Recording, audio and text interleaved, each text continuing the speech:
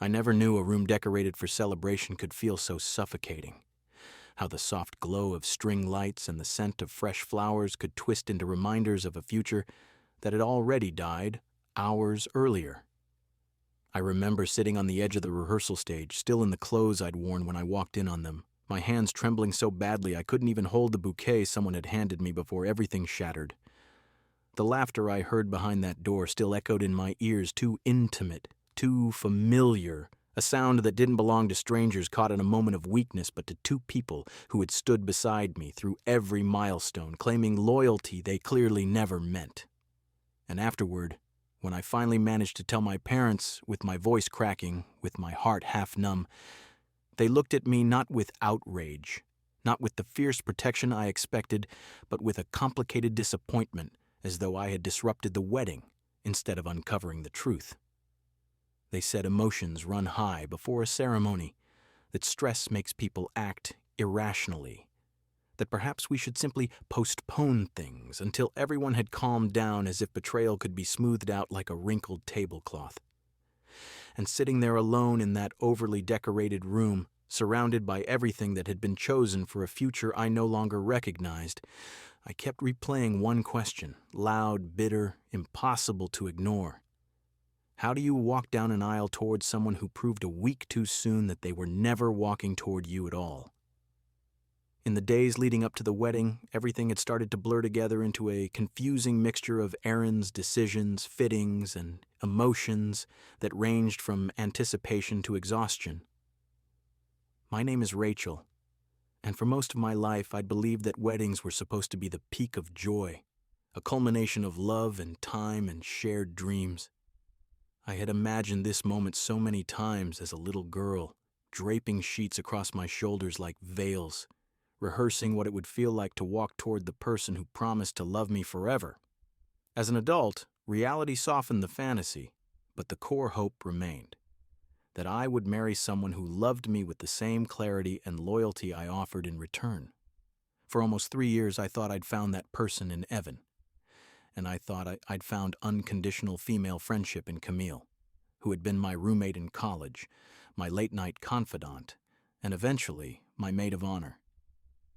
We had built futures together in our heads, weddings next to each other, raising kids in the same neighborhood, laughing about life's chaos the way only best friends can.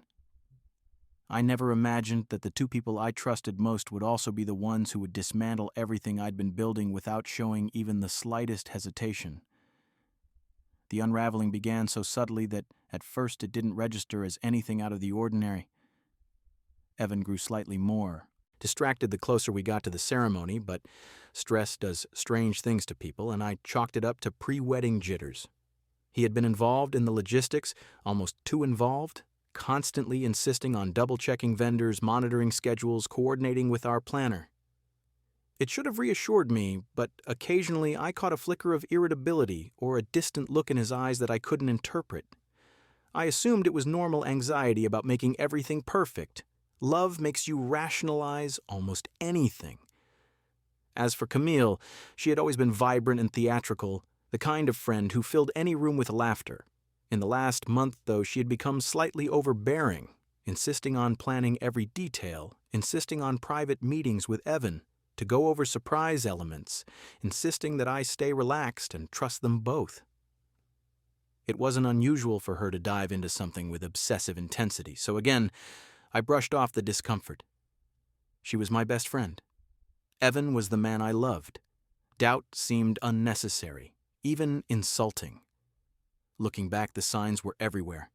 The way they exchanged quick glances during meetings, the private jokes I wasn't included in, the way they communicated over text far more often than seemed necessary. The way Camille sometimes arrived at my apartment already keyed into conversations Evan and I had privately earlier that day. Little threads that seemed loose but harmless, until the day they finally pulled everything apart. It happened exactly 1 week before the wedding, on a day meant for final walkthroughs and last-minute decisions.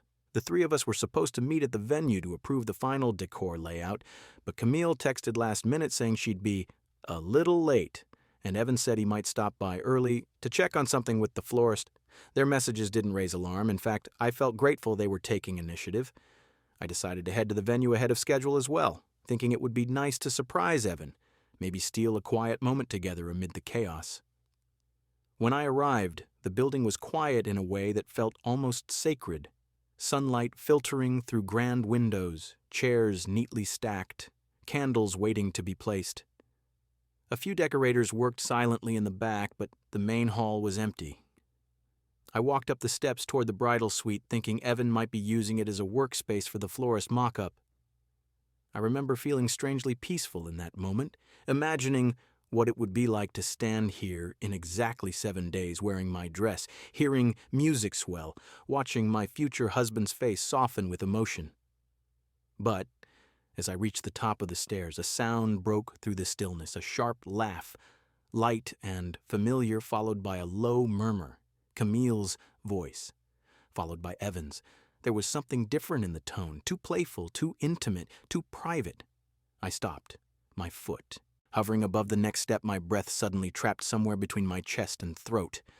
My first instinct was confusion, not suspicion. Maybe they were joking around, reviewing a rehearsal detail, teasing each other the way they sometimes did. But then I heard a soft gasp, then a whisper that sounded nothing like wedding planning. When I reached the doorway, half open, as if deliberately careless, the reality inside struck me with a force that made my body go numb before my mind could react. Evan was half undressed, sitting on the vanity counter, and Camille stood between his legs, her face tilted up toward his, her hands in places they had no right to be. Their bodies moved with a familiarity that left no room for misinterpretation. My bouquet, which I had been loosely holding without thinking, slipped from my fingers and hit the floor with a muted thud. They froze instantly. Camille's eyes widened in a way I had never seen, caught, guilty, terrified. Evan scrambled backward, muttering my name like an apology and an excuse tangled together. I stood in the doorway, unable to move, unable to feel anything except the sudden emptiness in my chest. It was as though my heart had fallen into a void I couldn't locate. The worst part wasn't even the betrayal itself. It was the sudden, horrifying realization that this wasn't their first time. This wasn't a moment of overwhelming emotion or drunken stupidity. Their bodies spoke a language of repetition, of secret history. Their guilt wasn't shock, it was overdue discovery. Everything after that moment unfolded in slow, hazy fragments. I remember backing away, bumping into the hallway wall. I remember Evan calling after me, saying it didn't mean anything, that it was a mistake, that they were just blowing off steam from the stress, blowing off steam. As if my future, my trust, my life were a pressure valve they opened when it suited them. Camille tried to speak too, her voice cracking, her hands trembling, but nothing she said penetrated the fog forming inside my mind. I left the venue in a daze, feeling as though I was watching myself from somewhere far above. Hours later, after walking aimlessly through the city, I found myself at my parents' house. They had always been my safety net, my grounding force. I expected, naively, that telling them what happened would unleash the protective fury I needed to feel less alone. I pictured my mother holding me while cursing Evan's name. I imagined my father standing up, ready to drive to the venue and demand answers, but when the words finally left my mouth, when I recounted the details through shaky breaths, their reactions were nothing like I imagined. My mother pressed her lips together, not in anger, but in something closer to calculation. My father sighed, rubbing his forehead as though I had informed him of an inconvenient scheduling mishap rather than the destruction of my relationship. They exchanged glances before my mother gently said, "Sweetheart, weddings are overwhelming for everyone. Sometimes people make terrible choices when they're scared or stressed." I stared at her, unable to comprehend the direction she was taking. My father added, "Maybe postponing the wedding is better than canceling. Give everyone space to think clearly." Postpone? Not cancel? Not walk away from two people who betrayed you?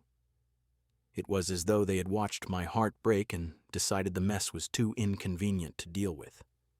As though the bookings and deposits meant more to them than the daughter trying to hold herself upright in front of them. They talked about embarrassment, about extended family expectations, about how being dramatic could complicate things further. Dramatic!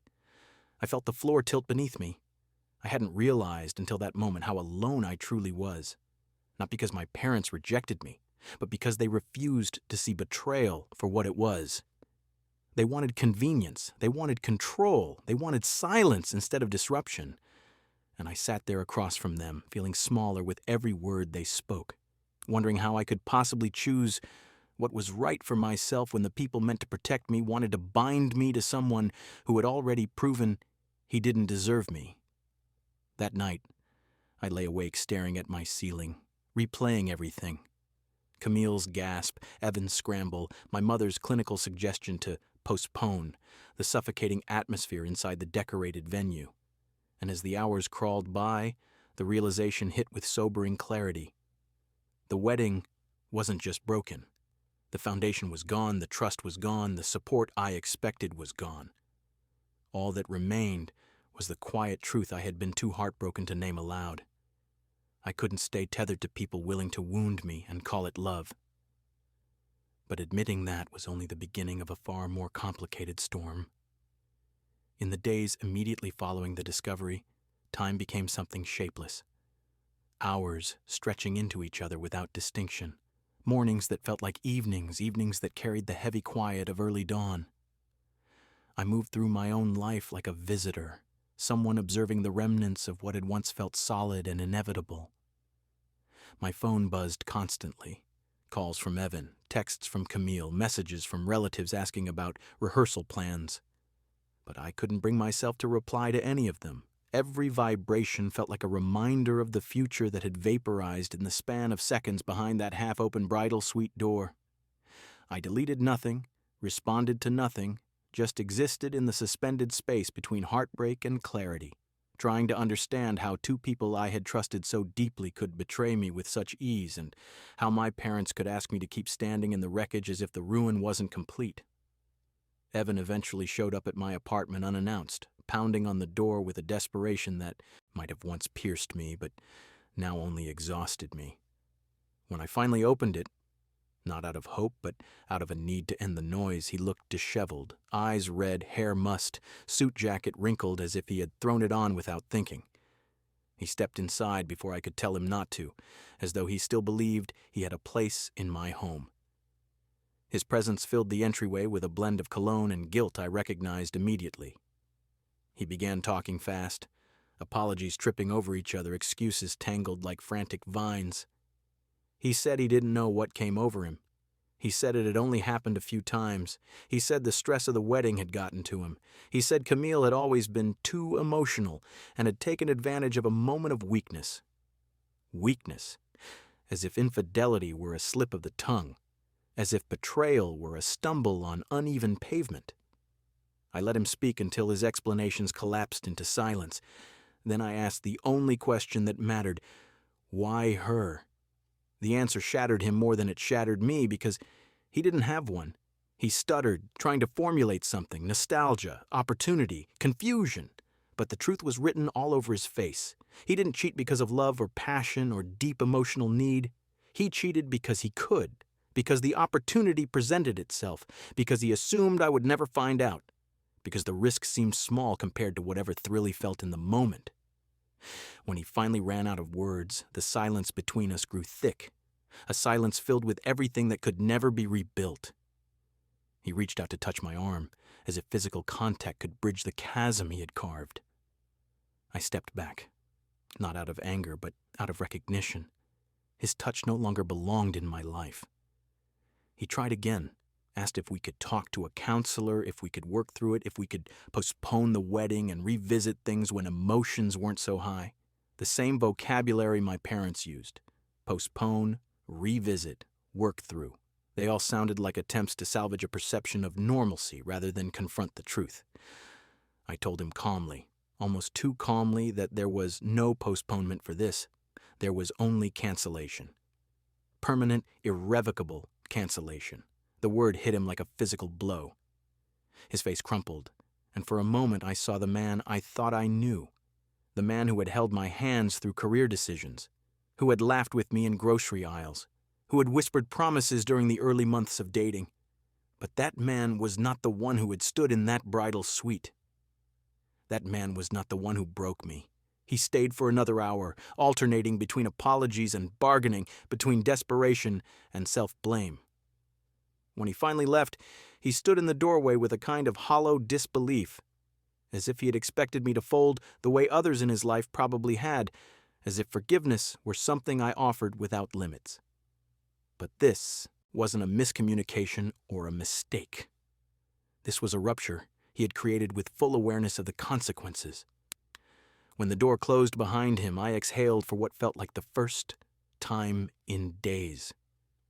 Camille reached out next. Her messages were frantic, emotional, sprawling. She claimed she had been confused, lonely, insecure about her own life. She said seeing us so happy had made her jealous in ways she hadn't realized. She said she had convinced herself, ridiculously, that Evan had feelings for her long before the wedding planning began. She said she never meant to hurt me, but intention means nothing when the result is ruin. She asked if we could meet, if I could hear her out, if we could somehow salvage our friendship. She called herself my sister, as if the word alone could erase what she had done. I blocked her number. Some people do not deserve access to your healing. My parents were the final confrontation and in many ways the most difficult. The wedding cancellation embarrassed them. They worried about what family would say, about deposits already paid, about guests who had booked travel. They insisted I take time to think before making irreversible decisions, as though discovering my fiancé with my maid of honor were something I could reconsider.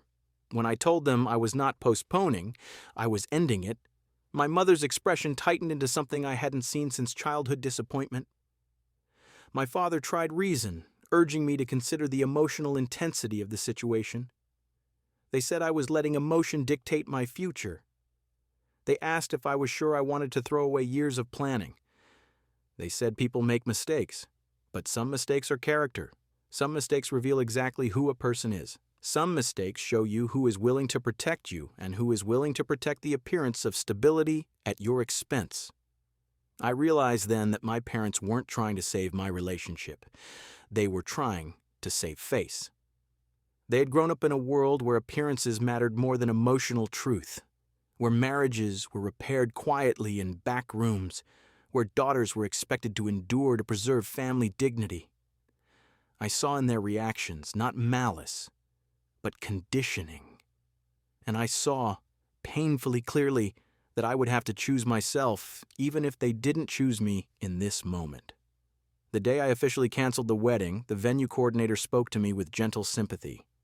She said I wasn't the first bride to cancel a wedding, though the reasons varied from cold feet to emergencies. I didn't offer her mine. She didn't need to know the story. All she needed to know was that the event was no longer happening. She refunded what she could, offered remorse for what she couldn't. When I hung up the phone, I felt something inside me shift. Not relief exactly, but alignment. The world had stopped spinning long enough for me to see my own path clearly for the first time in weeks. As the week unfolded, relatives called, some confused, some supportive, some intrusive. I kept my explanations minimal, not out of shame, but out of a desire to protect my own space.